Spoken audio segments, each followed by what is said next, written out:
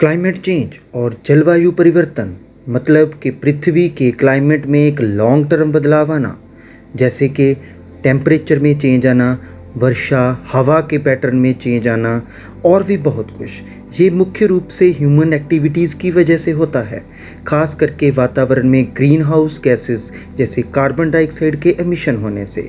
इस वीडियो में हम क्लाइमेट चेंज के कारण, इसे होने वाले इफ़ेक्ट्स को डिस्कस करेंगे, लेकिन उससे पहले please subscribe the channel information and motivation for more such videos. सबसे पहले हम बात करेंगे इसके कॉजेज़ की कि ये क्लाइमेट चेंज होता क्यों है। नंबर 1 इज़ फॉसिल फ्यूल्स के जलने से। ऊर्जा उत्पादन के लिए कोयला, तेल, नेचुरल गैस जैसे फॉसिल फ्यूल्स का जलना क्लाइमेट चेंज का मुख्य कारण है। जब ये फ्यूल्स चलते हैं तो बहुत मात्रा में CO2 यानी कार्बन डाइऑक्साइड गैस रिलीज़ होती है, जो वायुमंडल में फैल जाती है। ये ग्रीन हाउस गैसेस टेम्परेचर को ट्रैप करती हैं, गर्मी को रोक के रख लेती हैं, बाहर नहीं जाने देती। दूसरा जो प्रमुख कारण है वो है डिफॉरेस्टेशन, जंगलों की कटाई, खास करके ट्रॉपिकल रीजन्स में क्लाइमेट चेंज का प्रमुख कारण बनती है। ट्रीज एटमॉस्फेयर के कार्बन डाइऑक्साइड को सोखते हैं, एब्जॉर्ब करते हैं, लेकिन जब जंगल काट दिए जाते हैं तो वो CO2 वापस हवा में छोड़ दी जाती है।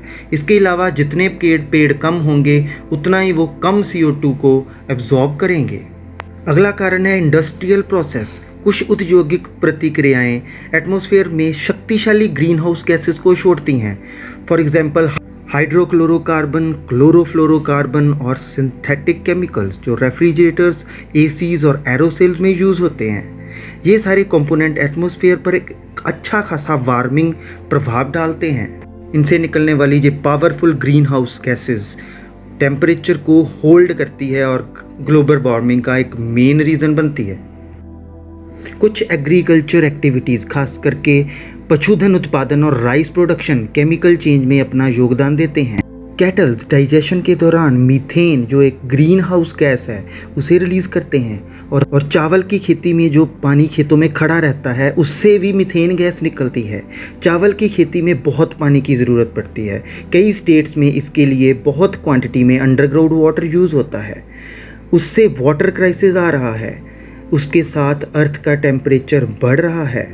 चावल की खेती से जो पंजाब में एक वाटर क्राइसिस आ रहा है उस पर मैं एक अलग से वीडियो बना चुका हूँ, उसका लिंक भी डिस्क्रिप्शन में दे दूँगा, आप मेरे चैनल पे जाके वो वीडियो देख सकते हैं। अगला जो रीज़न है वो है waste management. Improper waste management से, खास करके जो लैंडफिल में ऑर्गेनिक वेस्ट हम फेंकते हैं उससे मीथेन गैस रिलीज़ होता है, और आप जानते हैं कि मीथेन एक ग्रीन हाउस गैस है जिसका सीधा इम्पैक्ट हम ग्लोबल वार्मिंग पे पड़ेगा ही पड़ेगा।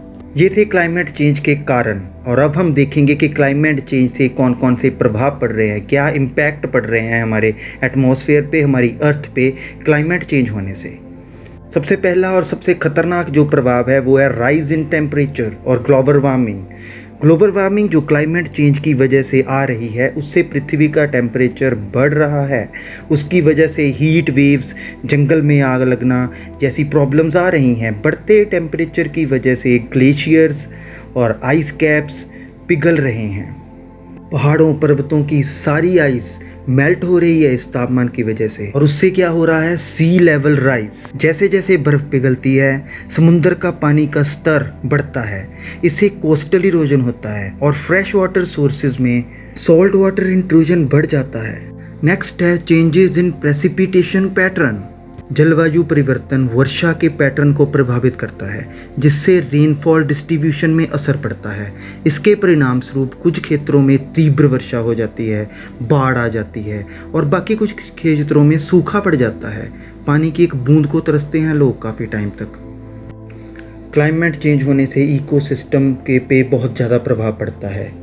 उससे इकोसिस्टम एंड हमारी बायोडाइवर्सिटी दोनों प्रभावित होते हैं। प्रजातियों का हैबिटेट लॉस होता है, उनको घर बनाने के लिए कोई जगह नहीं मिलती, उनके लिए अनुकूल परिस्थितियां नहीं होती रहने के लिए, खाने का लॉस होता है, उनको खाना नहीं मिल रहा, जिससे कई प्रजातियों के लुप्त होने का खतरा वो बढ़ जाता है। So loss of diversity is the another impact of climate change.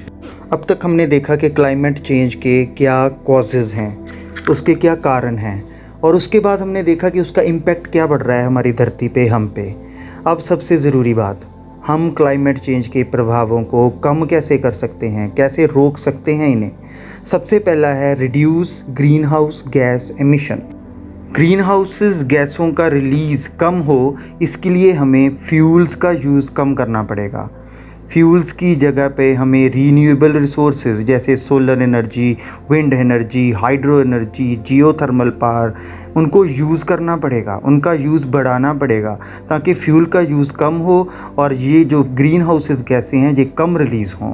दूसरा है डिफॉरेस्टेशन को कम करके रीफॉरेस्टेशन को बढ़ावा देना पड़ेगा।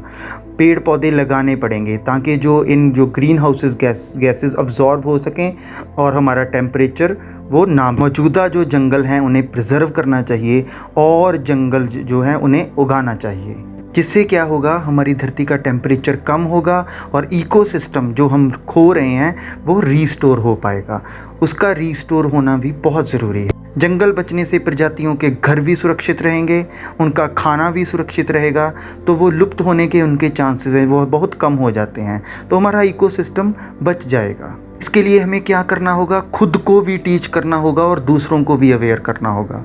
हमें इंडिविजुअली अपने स्टेप्स को, अपने वेज़ को इम्प्रूव करना पड़ेगा, दूसरों को उनके वेज़ इम्प्रूव करने के लिए उन्हें अवेयर करना पड़ेगा, उन्हें इसके जो प्रभाव हैं उनको बताना पड़ेगा ताकि वो इन्हें कम कर सकें।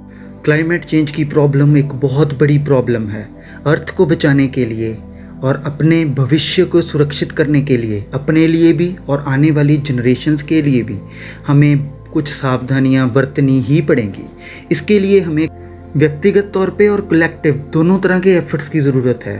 पॉलिसी में चेंज लाने की ज़रूरत है, बहुत बड़े स्तर पर अवेयरनेस लाने की ज़रूरत है। अगर हम अपनी धरती को बचाना चाहते हैं तो हमें क्लाइमेट चेंज को रोकना ही पड़ेगा। वायुमंडल में ग्रीन हाउसेस गैसेस का एमिशन कम करना ही पड़ेगा।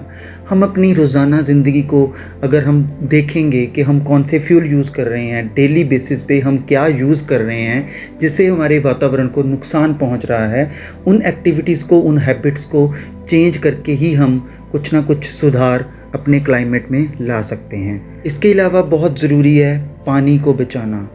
पानी हमारे लिए बहुत ज़रूरी है, हमारे क्लाइमेट के लिए, हमारी अर्थ के लिए, हमारे इकोसिस्टम के लिए पानी बहुत ज़रूरी है। पानी जो यूजेबल वाटर है, जो ड्रिंकेबल वाटर है, वो बहुत कम है। उसका यूज़ हमें बहुत सोच समझ कर करना पड़ेगा, तभी हम बचा सकेंगे अपने अर्थ को, अपने क्लाइमेट को, अपने एनवायरनमेंट को और खुद को। ये थी हमारी आज की वीडियो। प्लीज़ चैनल को सब्सक्राइब करना, वीडियो को लाइक शेयर करना मत भूलिएगा। Thank you.